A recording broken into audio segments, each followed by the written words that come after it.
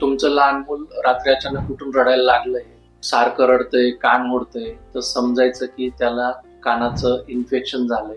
बऱ्याच लहान मुलांना सर्दीमुळे कानाचं इन्फेक्शन होतं आणि त्याच्यामुळे ते रात्री अचानक उठून रडायला लागतात. तर बरेच पॅरेंट्स कान बघता मळ दिसतो, मळाचा ड्रॉप टाकत बसतात, तेल टाकत बसतात. असं काही करायचं नाही.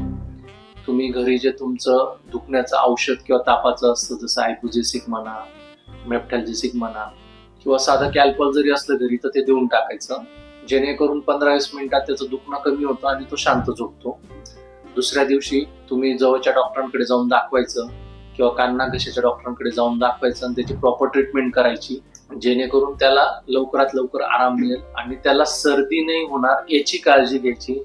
जेणेकरून त्याचं थंड आंबट खाऊ देऊ नका, त्याचं डोकं 10-15 दिवस धुवू नका. ज्या फिमेल्स ब्रेस्ट फिडिंग करत असतील त्यांनी स्वतःची काळजी घ्यावी.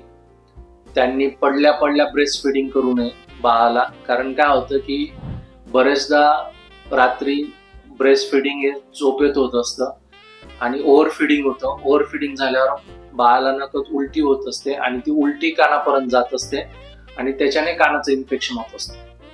म्हणून ब्रेस्ट फिडिंग करताना कधी झोपून लहान बाळाला ब्रेस्ट फिडिंग करत नका जाऊ, त्याच्याने कानाचा प्रॉब्लेम तयार होऊ शकतो. ज्या मुलांना वारंवार इन्फेक्शन होतंय कानाचं, कान वाहतोय, अशा बाळांमध्ये जास्तीत जास्त जपणं, सर्दीची जास्तीत जास्त काळजी घेणं फार गरजेचं होऊन जातं. नाही तर मग त्यांचा पुढे जाऊन कानाचा प्रॉब्लेम होऊ शकतो. म्हणून प्रॉपर ट्रीटमेंट करा आणि जपा. सर्दीपासून बाळाला दूर ठेवा, थंड हवेपासून बाळाला दूर ठेवा, जेणेकरून त्याचं कानाचं नुकसान नको व्हायला. आणि कान नाक घशाच्या डॉक्टरांकडनं प्रॉपर योग्य वेळी ट्रीटमेंट झाली तर पडद्याला छिद्र होणं म्हणा किंवा ऐकायला कमी होऊन जाणं म्हणा, या गोष्टी आपल्याला टाळता येऊ शकतात. म्हणून योग्य निदान करून योग्य उपचार करणं फार गरजेचं असतं.